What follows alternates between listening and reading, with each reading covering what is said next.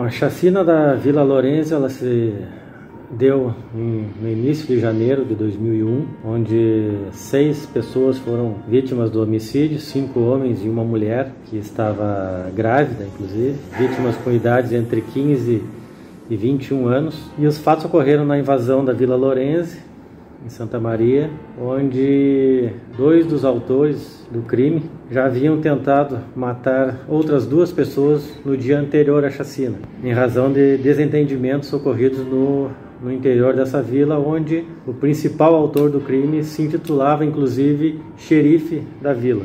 A partir dessas 2 tentativas de homicídios iniciais ocorridas no dia anterior, os fatos se desenrolaram durante a noite e acabaram, então, os autores do crime, que ao todo eram 6, encontrando essas 6 vítimas em uma residência.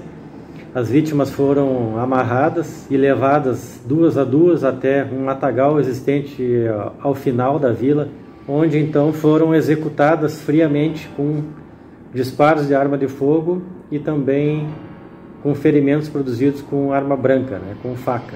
Algumas das vítimas até com degola.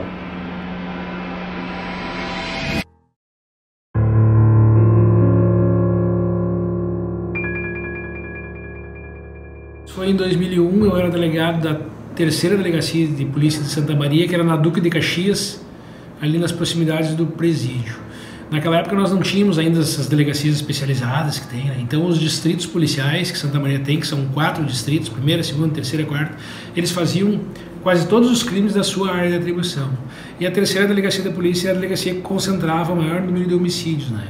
E o Vladimir correspondendo, era o substituto automático, vamos dizer assim, pela minha delegacia, e acabou recebendo esse encargo. As investigações eram ininterruptas, desde a data do crime, se estenderam por cerca de 15 a 20 dias, período em que os policiais que estavam trabalhando nesse fato praticamente não dormiram. Ocorreu que eu fui convocado para a Operação Verão em Rio Grande, na virada do ano. Então iniciou talvez dia 1º de janeiro, não lembro o dia especificamente. Eu fui para a Operação Verão e naquela madrugada que eu comecei lá, ocorreu a chacina em Santa Maria. Eu acabei acompanhando a chacina pela televisão, na época não tinha internet dessa maneira que nós conhecemos hoje, com a mídia veiculando tudo em tempo real, nós acompanhamos pelo rádio, pela TV. A investigação em si ela proporcionou um aprendizado muito grande, tanto para mim como delegado, na época estava em início de carreira ainda, como para todos os demais policiais que participaram das ações investigativas. Nós tínhamos ali desde policiais muito experientes a policiais novatos, e todos, sem dúvida alguma, todos aprenderam alguma coisa com aquela investigação que foi realizada na época. Para a época, Santa Maria não estava acostumada a vivenciar esse tipo de crime com essa brutalidade. Algo que foi aí, tirando o caso Kiss, talvez um dos maiores eventos nessa área aí de Santa Maria. E eu me lembro exatamente de onde eu estava na hora em que o meu celular tocou e o colega Denis Olim, hoje nosso colunista aqui no diário, trabalhava na época na RBS TV e ele telefonou para avisar. Quando ocorreu a chacina da Lourenço, eu recém estava começando na RBS TV como repórter. Eu acho que eu tinha 1 ano mais ou menos de experiência já.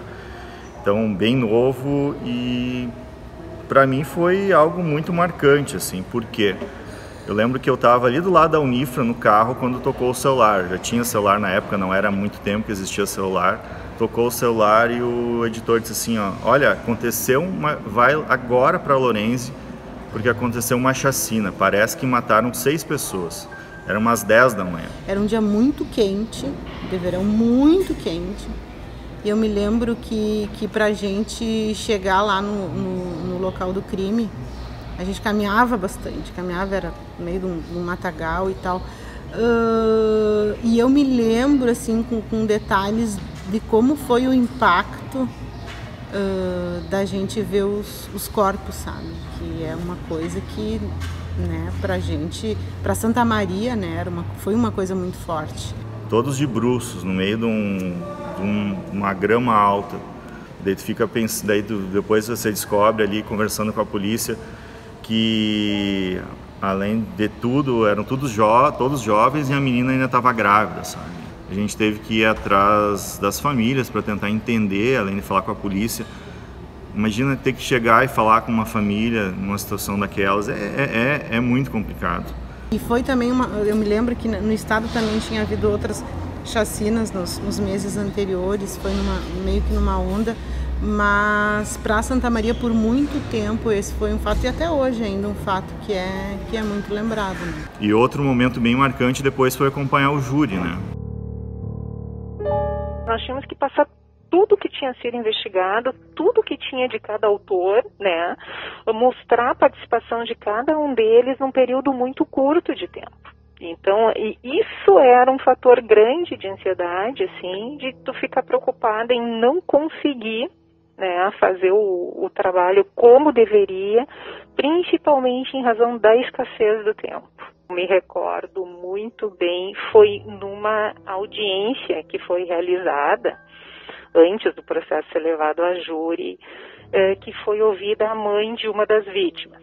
Não vou me lembrar o nome de qual vítima, né, e qual era a mãe, que na sala de audiência os réus estavam sentados, tinha os agentes da SUSEP e tudo, e ela entrou, prestou depoimento, tu via assim, ela estava muito emocionada, com muito ódio daqueles autores pela morte do filho, e no final ela foi para cima chutando o primeiro réu que estava próximo dela, e se precisou os agentes da SUSEP contê-la, né, e retirar ela, assim. Isso é um fato que me chamou a atenção, que normalmente isso não ocorre em audiências ali. A barbaridade daquelas, é muito compreensível, né, a atuação dela, mas ela, assim, o depoimento foi, assim, muito emocional dela, assim, bastante emocional, bastante pesado.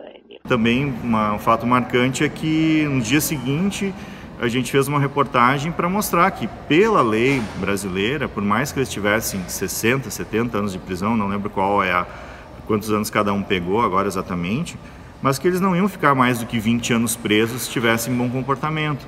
Isso também causou bastante repercussão na época, porque aquela sensação de justiça que eles iam ficar décadas na prisão, que é aquela visão que as pessoas têm quando se fala uma pena de 40, 50 anos, na prática não ia ocorrer, né? Tiraram um pedaço de mim, foi um pedaço meu que foi. Os anos vai passando, mas a saudade aumenta, né? Não? Clareou o dia, tudo, nós estávamos dormindo, eu, meu pai e meus filhos, né, meu marido. Quando veio um amigo avisar que tinha abandonado, que a casa dele estava aberta e que não tinha ninguém na casa, mas na verdade, ele sabia o que tinha acontecido, não quiseram me dizer, né? Todo mundo viu o que tinha acontecido. Eu sempre me pergunto o porquê, né? O porquê de acontecer aquilo, naquela... sei lá. Nem eu entendo, né? Que estava começando a construir a família dele. Ele trabalhava de eletricista, ele foi criado assim, ó. De manhã ele ia pra aula, de tarde o pai dele vinha almoçar e levava para trabalhar junto com ele, com o meu ex-marido eletricista. Levava para trabalhar junto, para não ficar nas ruas, não ficar tão assim. Então assim, era um coisa que não tinha que falar. Ela trabalhava, ela ficava na tarde, posava, trazia as crianças ali em casa. Os dois gurizinhos, tinha o Evo e o Patrick, ela cuidava das crianças. Aí ela vinha ali pra casa, tardezinha ela ia de novo. Tranquilo, não. O que me fortaleceu, que eu fiquei viva, foi porque eu tive força para fazer justiça. A nossa justiça é muito podre, muito porca, no sentido assim. Eles ganharam 500 e poucos anos de cadeia. Mas a nossa lei aqui no Brasil não existe isso aí. Pra que o juiz me dá uma coisa dessa se não existe no Brasil? Pra mim o final de ano nunca mais foi a mesma coisa, Natal nunca mais foi. Se apagou. Eu não gosto mais de Natal, eu não gosto de fim de ano. Porque o Natal nosso, era ele que montava árvore, era ele que enfeitava, ele que, sabe? Ele gostava de fazer as coisas assim em casa, na família. E daí depois que ele foi, eu não quis mais montar aqui em casa, não quis mais botar luz. Mas eu nunca quis ir morar na Lourenço. Tive chance de ir. Eu prefiro morrer do que voltar lá, na Lourenço. Pra mim, a Lourenço é um lugar que não existe na minha mente. Terminei e destruir a minha família, porque eu não consegui mais viver uma vida normal. Eu tento sempre fazer alguma coisa para esquecer, para não ficar pensando. Quanto mais o tempo passa, pior é. Que até às vezes a gente pensa em esquecer, né? Mas a mãe não esquece, né? Não apaga da gente aquilo. Não apaga. Assim, logo que aconteceu a tragédia, tu não cai a ficha, parece assim que uma hora ele vai chegar. Ele vai vir, ele vai chegar, daqui a pouco vai chegar no serviço, coisa assim, sabe? Quando mais o tempo passa, pior vai passando, que tu vê que ele não vai chegar.